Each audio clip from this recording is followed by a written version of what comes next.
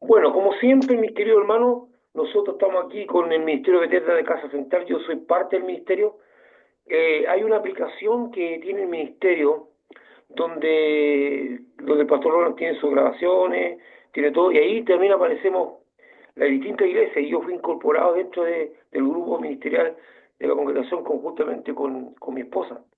Así que si no, en un momento entran, van a la página de la iglesia, ahí estamos nosotros como pastores de Chile, aquí en Viña del Mar, y todo lo que hacemos acá, y con algunos eventos. Entonces vamos a seguir Ministerio Veterinario de la Casa Central en USA con el pastor Rona en la ciudad de Santa Ana, en California, y acá tenemos dos ministerios, el de Oscar, el ministerio Oscar Chile, que está en Quilpué, y el ministerio mío en Chile, que es de Viña del Mar. Vamos entonces, ¿cómo superar la oscuridad interior? La idea es dar recursos, ¿verdad?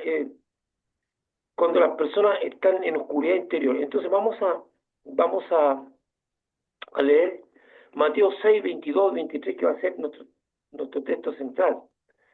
Dice, lámpara del cuerpo es al ojo, es el ojo, dice. Así que si tu ojo es bueno, todo tu cuerpo estará lleno de luz. Pero si tu ojo es maligno, todo tu cuerpo estará en tinieblas. Así que si la luz que hay en ti es tinieblas, ¿cuánto más serán las tinieblas? Y este es un pasaje fuerte porque los, dice que la lámpara del cuerpo es el ojo. Y es interesante porque es como al revés, porque, porque la lámpara alumbra hacia donde yo camino y supuestamente el ojo mira o refleja la luz. Por lo tanto, el ojo me permitiría a mí eh, poder visualizar el camino. Pero aquí dice que la lámpara del cuerpo es el ojo, o sea, el ojo actuando como lámpara, no como visor. Y esto es como un poco revolucionario, el ojo actuando como lámpara y no como visor. No sé si me doy a entender. Así que vamos a ir desglosando, porque dice que es importante, porque ¿cuál es el fondo de esto? ¿Cuál es la gran verdad que tenemos que dilucidar y cuál es lo que queremos entender? O que dice así, si tu ojo es bueno, todo tu cuerpo estará lleno de luz. O sea, la importancia del ojo para que todo mi cuerpo esté lleno de luz. Pero dice, si tu ojo es maligno, todo tu cuerpo estará en tinieblas. Entonces vamos a ir desglosando esto y a ver qué recurso nos da. Ojo, por favor, una vez más, insisto, como lo hago siempre, insisto, en que yo estoy dando un aspecto, podrían ver muchas cosas. La palabra de Dios tiende a ser muy casi inagotable en muchos aspectos. O sea, yo estoy agarrando un aspecto que, que no podíamos decir, oh, ya agoté el texto. No, yo no he agotado nada. Estamos, estamos viendo un aspecto, podrían salir muchas más conclusiones, muchas más verdades. Por lo tanto, dice, no, pero es que le faltó esto, no, es que le faltó, no, pueden muchas cosas faltar, solamente hagan un aspecto. Ahora, si usted recibe revelación de Dios en otro aspecto, bueno es, pero es imposible agotar la palabra de Dios en un momento de estudio. Aquí vamos a centrarnos en un aspecto que puede ser útil para tu vida, útil para tu crecimiento o útil para salir de un problema. Entonces, vamos adelante entonces. Dice, muchas personas dentro y fuera de la iglesia viven en oscuridad interior, que les produce desorientación y desesperanza. Algunas de estas personas enferman, llegando a vivir con trastornos psicológicos y bajo enfermedades mentales. O sea, es una realidad, una cosa que no podemos ignorar, que hay muchas personas que su mundo es oscuro desde que se levantan en la mañana hasta que se acuestan. No tienen esperanza, todo lo que ven a su alrededor es negativo y llevan un peso en el alma permanente. A esto quiero diferenciar algunas cosas que muchas veces los creyentes no quieren entender. Hay cosas que son enfermedades, hay depresiones que no tienen que ver nada con la condición psicológica o espiritual mental, solamente que el cuerpo no produce ciertos minerales o ciertos elementos que tienen que ser suministrados sintéticamente y la persona cuando se los suministran entra en equilibrio. son cosas netamente médicas. Por lo tanto, nosotros no tenemos que ignorar eso. Por eso cuando nosotros ministramos a una persona, cuando queremos ayudar, le preguntamos, oye, ¿tú has ido a un médico para que te evalúe? Entonces el médico dice, mire, no sabemos qué le pasa a usted. Pero hay cosas que tienen que ver con una falta de producción de ciertos elementos en el cuerpo que deberían tener y por eso produce este efecto. Y debemos ser muy respetuosos en eso, porque así las enfermedades son enfermedades y son de distinto tipo. Y las enfermedades, Dios también puede sanar una enfermedad cuando la entendemos y entendemos por qué estamos orando. Pero muchas veces la gente creyente niega el efecto de las enfermedades. Yo he tenido que ministrar muchas personas. Algunas veces me encuentro con cosas que son puramente espirituales y algunas veces me encuentro con cosas que son físicas, que la persona tiene que ser asistida por elementos físicos. Ahora, en ambos casos, Dios puede obrar un milagro de sanidad completa. Pero Dios es el que dice si se sana o no, no nosotros, ¿verdad? Tampoco nunca nosotros como ministros del Evangelio, o tú como creyente que estás ayudando a una persona, le debes recomendar que deje sus medicamentos. Eso no es bien. El médico tiene que tener, o debe tener, testimonio de que la persona ya no necesita los medicamentos y que lo que está pasando lo hizo Dios.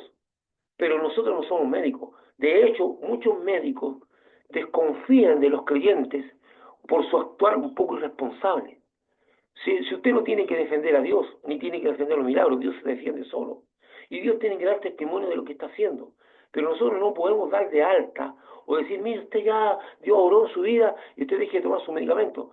El médico determinado pensar, usted ya no necesita medicamento. No sé cómo lo hizo, no sé cómo lo logró, pero ya no lo necesita. Y hay un testimonio espiritual ahí. Hay que decir, bueno, entonces mucha gente dentro de la iglesia y fuera vive en oscuridad interior. Todo su mundo es oscuro. Todos sus días, y en este instante, la presión, la carga espiritual, ya sea por el vivir, por el sustento, por un montón de otras cosas, se hace grande. De hecho, el diablo ha soltado todos sus demonios para producir una carga espiritual tan profunda sobre la gente, que hay gente que vivir cada día es un tormento, un tormento. Entonces, ¿cómo le damos esperanza a esas personas? A todo esto quiero decir una cosa, a todos los hermanos que están ahí. Sin Cristo no hay nada, no hay nada. O sea, usted no puede pretender obtener una bendición de Dios saltándose a Cristo. Porque fue Dios el que puso a Cristo como cabeza para hacer de bendición de todas las personas. Entonces, sin Cristo no hay. Entonces, la realidad es esta. Me guste o no. No, pero ¿cómo puede haber un creyente en la iglesia que viva en la oscuridad? Lo hay. Y tenemos que ayudarlo. Hay gente que está en depresión, de una de las grandes discusiones que tuve con un ministro del Evangelio que dijo, no, pero en la iglesia no pueden haber deprimidos, pero lo hay. O sea, no debiera, pero hay gente. Pero si yo me pongo a negar esa realidad, ¿cómo ayuda a la gente que está pasando la mano? Entonces, veamos un poquito más. Una página de internet sobre la salud titula, en la era de las enfermedades mentales, depresión, la vida en la oscuridad. Otro título, especial, la oscuridad de la depresión. ¿Verdad? Oscuridad. Estos son unos títulos, bueno, de hace tiempo atrás, de títulos que eran en la era de las enfermedades, estamos viviendo en la era de las enfermedades mentales.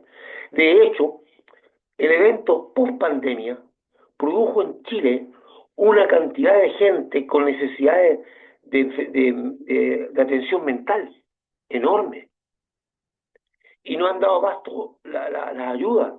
Y de hecho tampoco muchas veces los psicólogos han podido ayudar hasta por ahí nomás a la gente, porque la cosa ya traspasó la barrera solamente de lo mental, sino que entramos a un mundo donde no todos dominan, que es el mundo espiritual.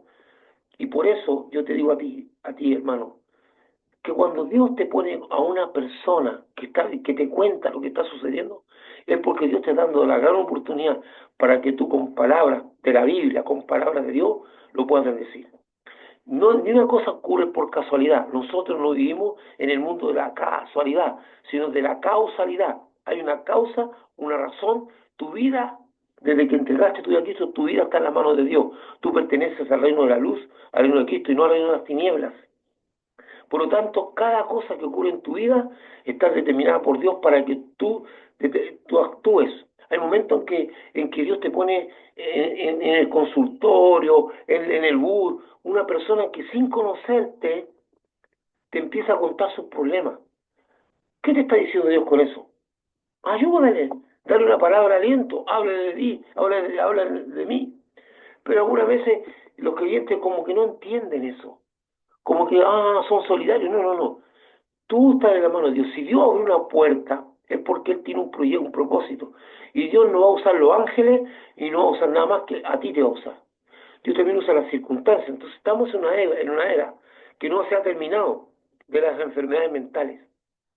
Y hablar de enfermedad mental en otro tiempo era asociar con locura, con psiquiátrico, con gente. No, la enfermedad mental tiene mucho abanico y la gente necesita ayuda.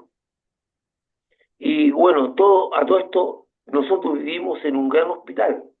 El mundo es un gran hospital. Y los enfermos nos ayudamos unos a otros. Este hospital nos ayudamos. O sea, no hay ninguna persona que no esté completamente exenta de una necesidad. Entonces, eso es lo grandioso de Dios. Eso es lo espectacular del Señor. Que siendo personas pecadoras, redimidas por Cristo, siendo personas tan necesitadas, porque no hay ninguno que no sea necesitado en algún área, seamos capaces de ser de bendición para otros. Eso es lo maravilloso, que Dios usa gente imperfecta como nosotros para bendecir a otros imperfectos tal como nosotros. Por lo tanto, no hay jactancia alguna en nosotros. ¿De qué nos podemos jactar? Si somos tan necesitados como el resto. Nosotros tenemos tanta necesidad como el resto. Entonces somos la era. Hay momentos en que las personas caen en oscuridad interior y no saben por qué están en oscuridad interior y tampoco saben cómo salir. De hecho, hay momentos de depresión. Por ejemplo, una de las cosas que se ha puesto muy de moda, para mí ha sido como extraño, que yo no lo conocía, por ejemplo, la crisis de pánico. Y uno cree que cuando me hablaban de crisis de pánico a mí, era como que yo veía una persona que que enloquecía y salía corriendo. Y no tiene que ver con eso, son cosas que oprimen. El estrés está haciendo muy mal a la gente. La agresividad que se observa en la calle, de hecho el chileno es agresivo y se ha puesto más agresivo. De repente te ves dos personas que están transitando su vehículo y cualquier cosa que al otro le moleste, empiezan los insultos, los garatos por cosas hasta más pequeñas. La gente normalmente en Chile no es de trato amable. Usted va a una oficina pública, hace una pregunta y le contestan toscamente o agresivamente.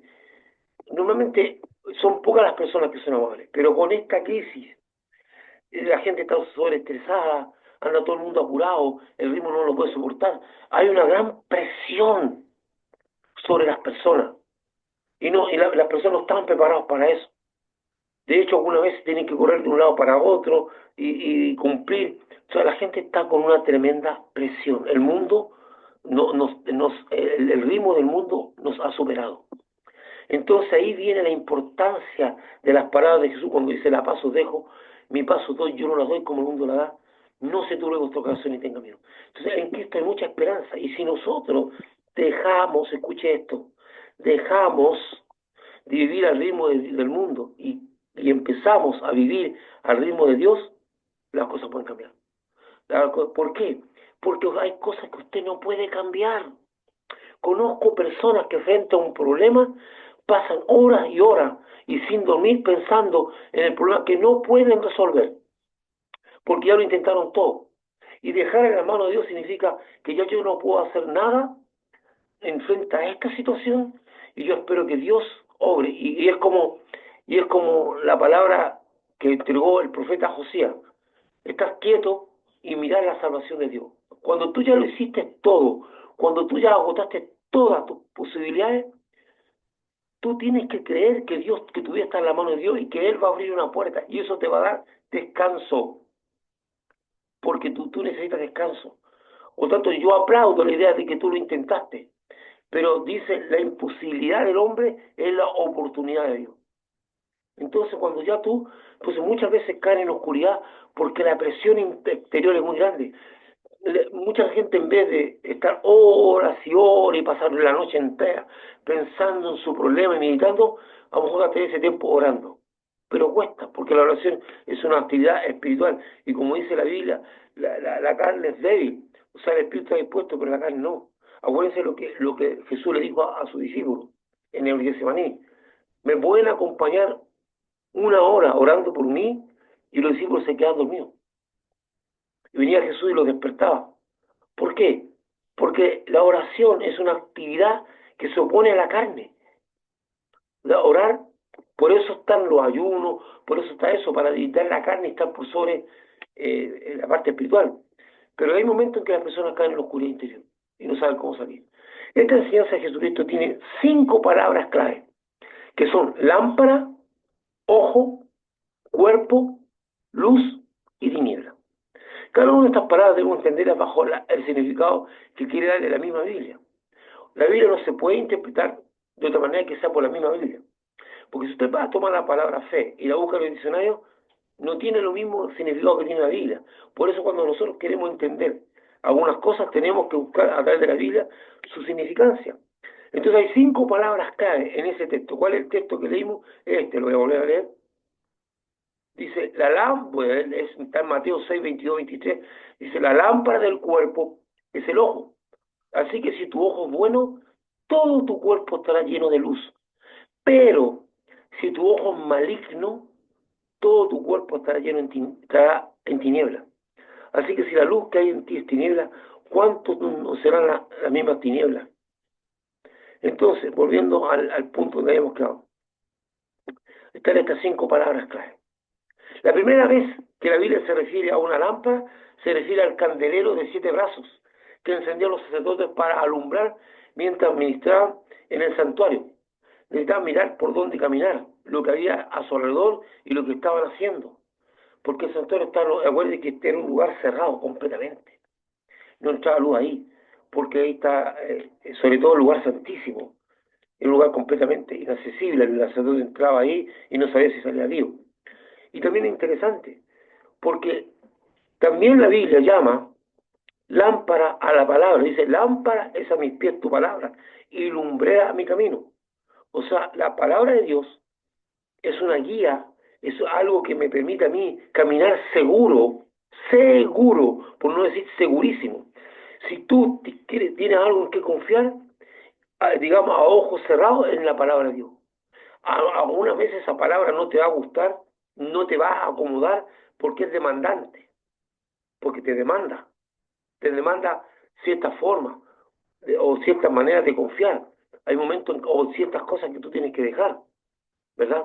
O te demanda cosas importantes. Entonces mucha gente la gente, uy, que yo no quiero vivir bajo esa demanda. No, entonces la palabra de Dios es demandante. Entonces cuando la Biblia dice también que lámpara es a mi pie tu palabra y alumbrar mi camino, a tu camino. Entonces Dios te alumbra con su palabra. Ahora, la primera vez que la Biblia se refiere es al momento en que usa el candelero. El ojo es el órgano que lee las señales de luz que se transforman en imagen. Sin luz el ojo no puede funcionar. Lo que nosotros vemos, lo que usted ve, es el reflejo de la luz. Lo que captan sus ojos es el reflejo de la luz. De hecho hay estudiosos que dicen que las cosas no tienen colores, que nada de lo que tú ves en color, sino que son filtros. El, el, el, el, la luz da sobre un objeto y el objeto solamente refleja un espectro de la luz que es el color que tú determinas. Pero el ojo es el órgano que lee las señales de la luz, ¿verdad? Veamos, el cuerpo es el cuerpo físico, pero en esta ocasión dice todo tu cuerpo, por lo que entendemos que se refiere también al alma y el cuerpo físico. Todo tu cuerpo, dice. Veamos uno. Y las otras 2 palabras son luz y tiniebla, que son 2 palabras totalmente antagónicas y que sin embargo indican una condición de luz o vida y por otro lado tiniebla o muerte. Porque dice, todo tu cuerpo estará en luz o estarás en tiniebla. ¿Y qué pasa con las tinieblas? ¿Qué pasa si yo te pongo a ti en un cuarto totalmente oscuro? ¿Tú puedes caminar seguro en ese cuarto? Además, tú no tienes idea qué es lo que hay en ese cuarto. No sabes si hay un hoyo, no sabes si hay algo. O sea, la oscuridad te produce incertidumbre, La oscuridad es peligrosa, la oscuridad no sabe, las tinieblas no te permiten caminar seguro, te producen confusión y afectan tu alma. Entonces dice, las para luz y tinieblas son antagónicos. El texto dice que es el ojo, la lámpara del cuerpo. No dice que es el medio por el cual nosotros vemos, sino que es el medio por el cual nosotros a, llega a todo tu luz, llega la luz, perdón, por el cual la luz llega a todo tu cuerpo. Qué interesante, qué interesante. Porque eso dice que el ojo es la lámpara, o sea que el ojo alumbra, no que capta. Y esto es revolucionario, esto es impactante, porque por eso te digo que a la Biblia tú no la puedes tomar como si estuvieras hablando con el lenguaje del mundo. Ahora aquí la Biblia nos plantea un tremendo desafío, porque hasta hace un instante, o hacia un poco más, nosotros entendíamos que el ojo era el mecanismo receptor de la luz, no un mecanismo productor de luz. Y aquí la Biblia nos rompe y nos dice que el ojo es la lámpara del cuerpo, que alumbra tu cuerpo. Qué interesante. Vamos a seguir. Un ojo bueno es un ojo que alumbra de tal manera que da vida a la persona, conforme la luz que esté, que este ojo entregue. Y la luz que entrega está relacionada con el combustible que alimenta la lámpara. En Juan 8 nos dice, otra vez Jesús le habló diciendo, yo soy la luz del mundo. El que me sigue no andará en tinieblas, sino que tendrá la luz de la vida. Entonces, el ojo, ¿qué, qué combustible tiene el ojo? ¿Cómo es que ese ojo puede alumbrar? Porque ese ojo está mirando bajo el prisma de Jesucristo. O sea, tu ojo va a ser bueno en la medida que el combustible sea Jesucristo, en la medida que tú tengas una relación con Jesucristo profunda y te alimentes de Cristo y su palabra. Porque la Biblia, porque Jesús dice, yo soy la luz del mundo. O sea, tú no eres capaz de producir luz. Es Cristo en ti que produce la luz. Pero si Cristo no está operando en ti porque tú estás disasociado de Jesucristo, porque es imposible que tú puedas ministrar o relacionarte si no te alimentas de Cristo. Y los creyentes son muy vagos, vagan mucho en cuanto a tener una relación con Dios. La relación con Dios se produce y se alimenta. ¿Y cómo yo me relaciono con Cristo? Conversando con Él, orando, leyendo su palabra, admirando, imitándole. O sea, yo tengo que tener una relación viva con Cristo, cosa que no se ve en muchos creyentes. Entonces veamos lo que dice. Un ojo bueno es un ojo que alumbra de tal manera que da vida a la persona conforme a la luz que este ojo entregue. Y la luz que entrega está relacionada con el combustible que alimenta la lámpara. Ustedes saben que la lámpara necesita un combustible. Antes usaban aceite, estamos mirándolo desde el punto de vista de la antigüedad. Ahora si usted toma una lámpara, van a cosas que tienen pilas, que tienen una serie de cosas, pero estamos visualizando la lámpara de esa época. Y la lámpara de esa época era alimentada principalmente con aceite. Después también apareció una fe y otra cosa, pero el aceite. Ahora, ¿qué combustible alimenta la lámpara de mi ojo?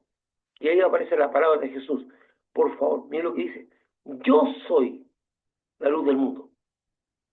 El que me sigue no andará en tiniebla, sino que tendrá la luz de la vida. ¿Qué tiene que hacer para que su ojo sea bueno?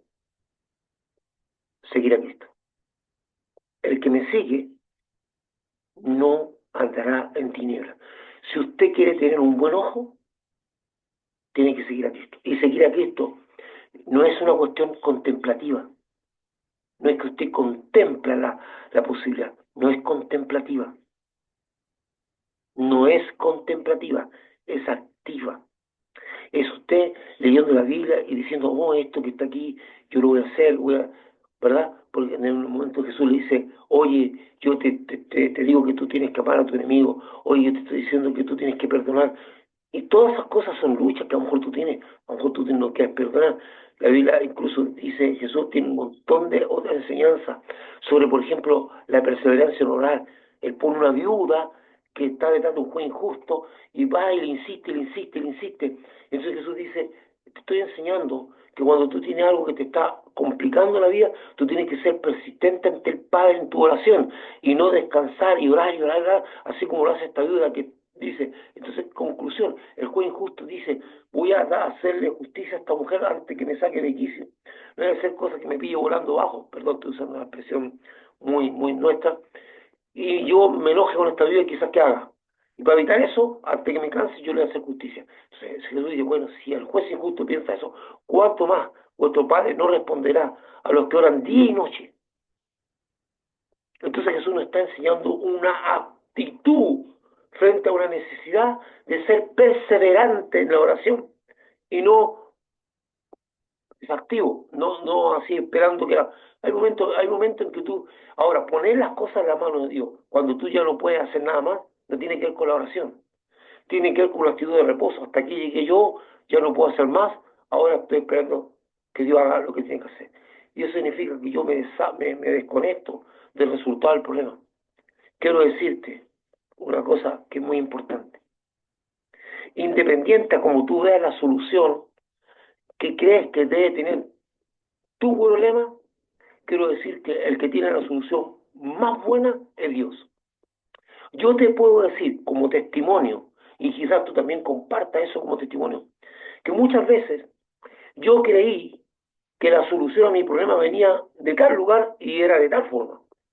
Y yo oraba a Dios por eso. Y no ocurrió. La cosa no ocurrió así, ocurrió de otra manera completamente diferente. En algún momento me impactó y me disolucionó. Pero pasa el tiempo y tengo que llegar a glorificar a Dios, porque mi solución al problema habría causado un caos, pero la solución que dio Dios a la larga fue la mejor que me pudo haber sucedido y que al principio yo no la entendía. Muchas veces, frente a una necesidad, Dios no va a responder como tú crees que tiene que responder, va a responder como Él cree que es lo mejor para ti. Y a la larga, y en el paso del tiempo, tú vas a comprender que la solución de Dios fue la mejor que pueda haber ocurrido. Por eso, cuando tú pones tu vida en la mano de Dios, tienes que saber que Dios te ama y que siempre va a querer lo mejor para ti. Vamos un poquito más adelante. Un ojo maligno no produce luz, sino tiniebla. Y la Biblia dice en 1 Juan 2, dice, porque todo lo que hay en el mundo, los deseos de la carne, los deseos de los ojos y la vanagloria de la vida, no vienen del Padre, sino del mundo.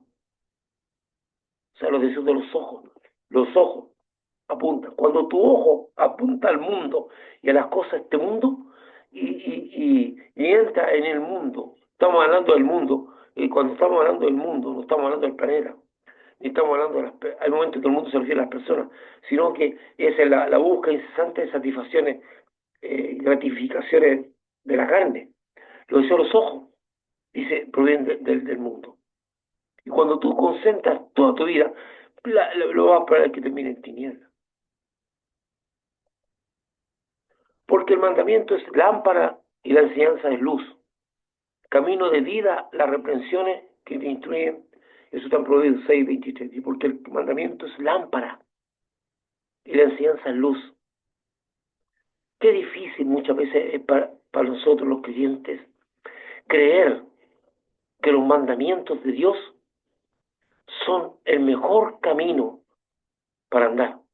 Pero muchas veces nos saltamos los mandamientos porque nuestra carne, nuestros deseos personales se oponen al mandamiento y preferimos andar en nuestros deseos personales. Porque andar en la obediencia es algo difícil. Pero la relación con Dios se basa en dos hechos fundamentales: la fe y la obediencia. Nada saco con tener fe si no soy obediente. Y mi relación con el Padre y la obediencia muchas veces supera el entendimiento. Dios no nos dio la carga del entendimiento, sino de la fe y de la obediencia. Pero te puedo asegurar algo. Puede que hagas algo y obedezca a Dios sin entender. Solamente lo vas a hacer por fe. Pero te puedo asegurar que después de orar por fe, va a venir el entendimiento y vas a comprender. Pero no es uno primero. Dios no puso en ti la carga del entendimiento, sino de la obediencia. Pero no puede decir, pero pastor, ¿cómo yo voy a estar haciendo cosas sin entender? No, si el entendimiento va a venir, pero primero es la fe y la obediencia. Primero es la obediencia y después el entendimiento. Nosotros los que somos padres, muchas veces nos costó explicarle a nuestros hijos ciertas cosas que demandamos de ellos, porque por su edad no la iban a entender, pero era necesario que las cumplieran y que las hicieran. Entonces ellos muchas veces estaban un poco rebeldes, bueno, nosotros también fuimos hijos, estábamos un poco rebeldes, porque no entendíamos por qué el viejo y la vieja, viendo nuestros padres, nos pedían ciertas cosas y nosotros no las queríamos hacer. Pero después pudimos comprender con los años que tenían razón.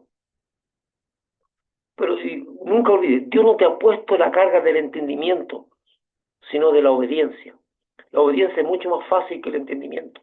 Pero nuestra fe tampoco es irracional. Ojo, nuestra fe no es irracional.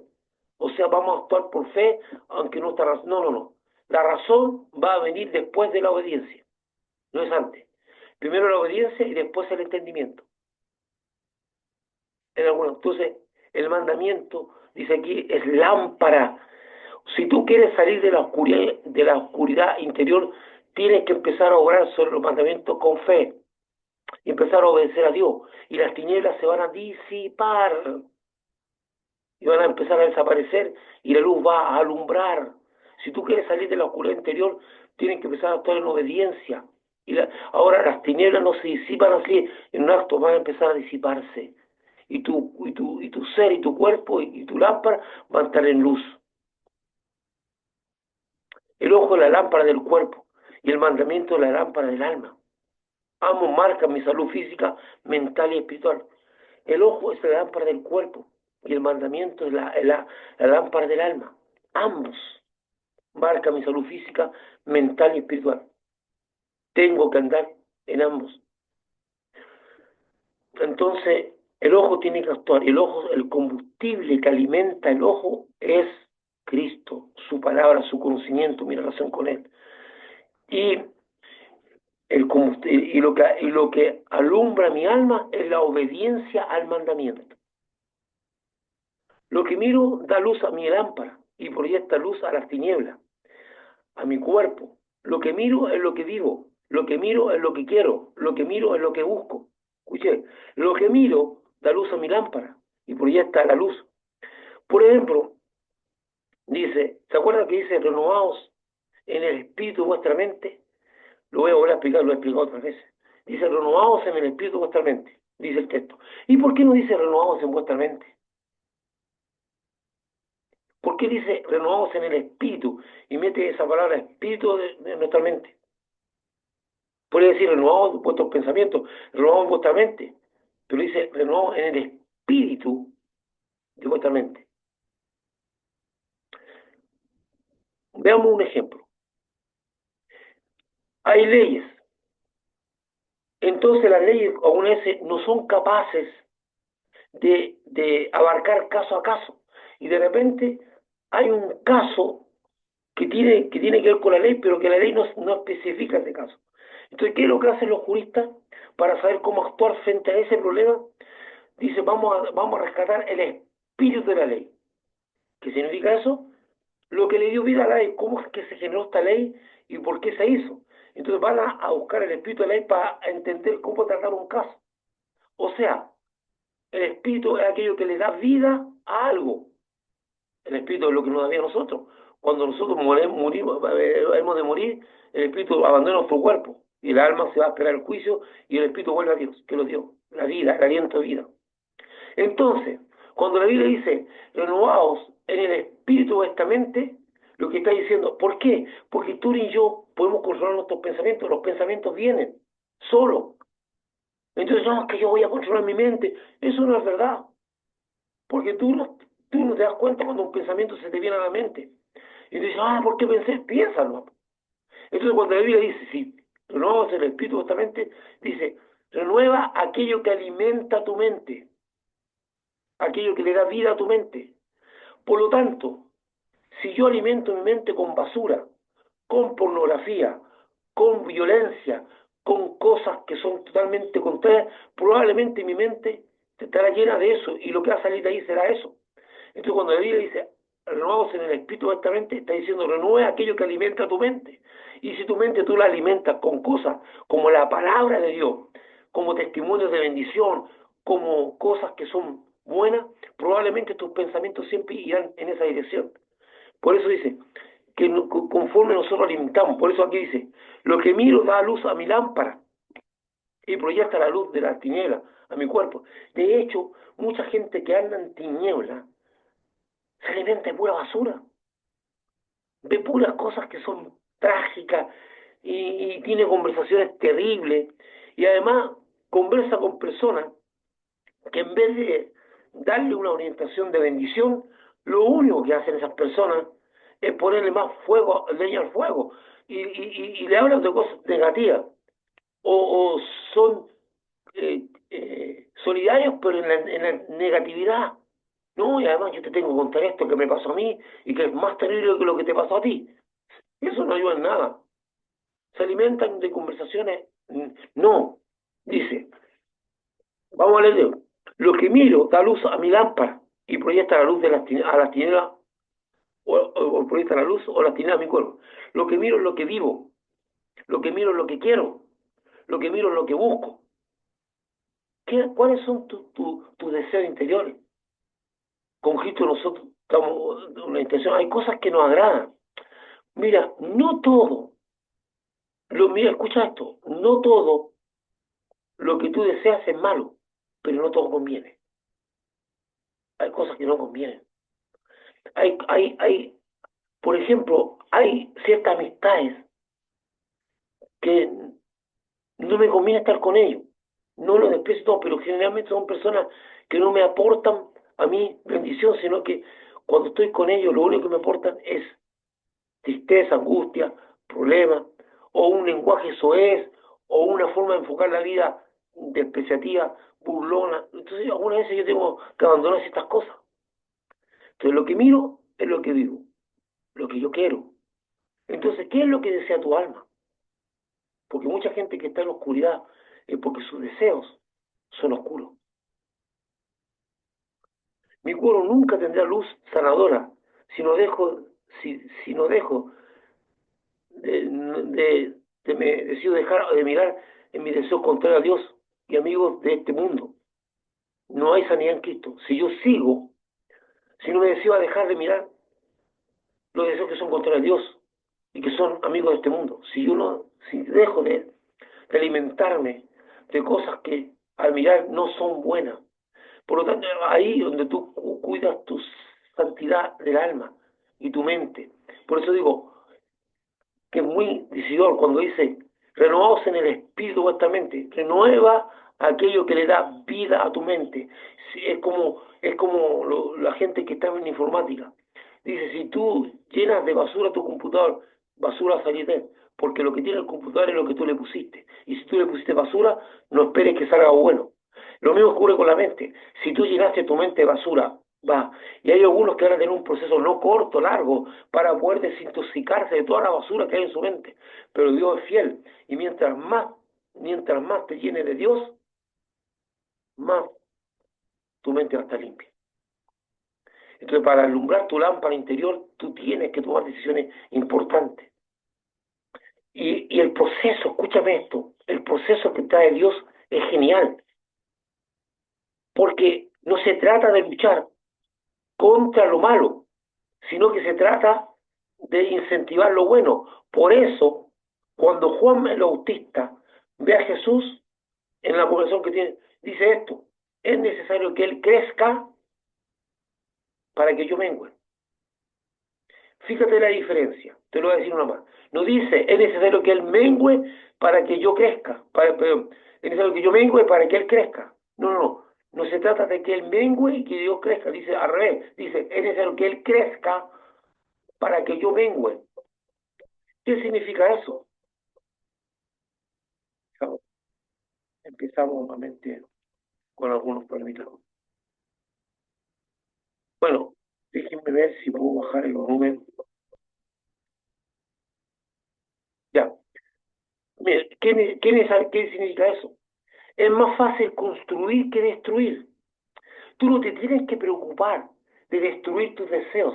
No tienes que preocupar de decir, no, que no, tú tienes que centrarte en crecer en Cristo, porque eso va a desplazar lo negativo, cosa que es muy descansadora, porque no, es que yo voy a evitar pensar esto, no lo vas a lograr. Lo que tienes que hacer es construir y preocuparte de crecer. Por eso la Biblia dice, es necesario que Él crezca, significa que el crecimiento, que el ir cambiando, el concentrarse a Cristo, va a producir un crecimiento que que va a producir en ti que las cosas negativas disminuyan por sí solas. Pero si te pones a tratar de destruir lo negativo en ti, te vas a cansar, te vas a abrumar y no lo vas a lograr. Tú tienes que preocuparte de que crecer en Cristo y solo se va a desplazar lo otro, porque dice que es necesario que Él crezca para que yo mengüe. Y es más fácil construir que destruir. Ah, no, es que yo estoy luchando contra mi carne, estoy luchando contra estos deseos, estoy luchando contra este vicio. No, tú no vas a lograr mucho avance, te vas a autodestruir, te vas a cansar. Lo que tú tienes que hacer es preocupar, crecer en otra área, que van a producir un efecto que lo negativo se desplace en ti. Bueno, vamos adelante. Lo que miro da luz a mi lámpara, proyecta la luz de la tiniebla, proyecta la luz o la tiniebla a mi cuerpo. Lo que miro, bueno, eso lo digo, perdón. La luz que son tinieblas, la luz es la religión, que tiene apariencia de luz, pero no más que tiniebla. Hay mucha gente religiosa, y religiosa cumple, la religiosidad tiene muchas maneras de manifestarse. El espíritu religioso puede estar saltando en una iglesia, puede estar orando en un cuarto. La religión es contraria a la relación, debe subir de la religión. ¿Qué es lo que es la religión? Formas, modos, liturgias. No importa la iglesia, es forma. No, las formas son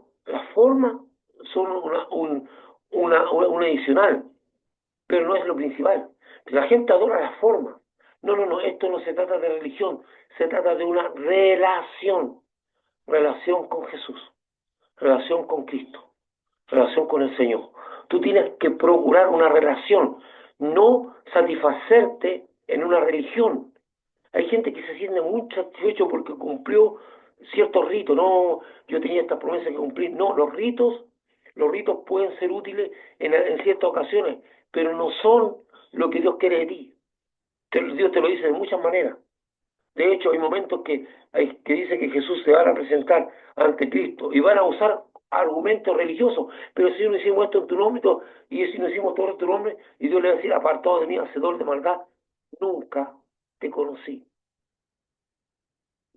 Los creyentes evangélicos principalmente, cuando tú les preguntas, ellos dicen, no, si yo conozco a Cristo,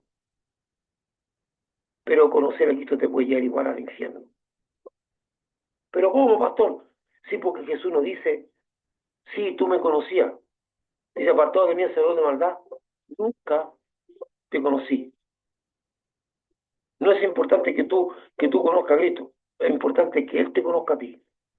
Porque cuando está frente a Jesús, no dice, dice, apartado de mí, hacedor de maldad, yo te conocí o tú me conociste mal. No, dice, nunca te conocí. Es necesario que Jesús te conozca. Y para que Jesús te conozca, tiene que haber una relación. Tiene que haber una relación con Dios. Esto no es religión, esto es una relación. Y son conversaciones con Cristo, son interés en su palabra, son exaltación. Hay momentos en mi vida, no estoy haciendo, no me estoy poniendo como ejemplo, sino que estoy testimoniando. Hay momentos en que estoy estudiando la palabra de Dios y estoy escuchando una exposición de Cristo y llego a la conclusión que es genial. O sea, tú con el puro evangelio, tú tienes un bagaje de sabiduría enorme, una dirección espiritual tremenda, sin leer ni siquiera las cartas. El evangelio es vida, el evangelio es luz, el evangelio es transformación, el evangelio es renovación. Y alguna vez digo yo, qué brillante es Cristo. Y no dejo de admirarlo. Pero para llegar a esa conclusión tengo que meterme con él. Entonces, esto no es religión, esto es una relación. Bueno, volvemos,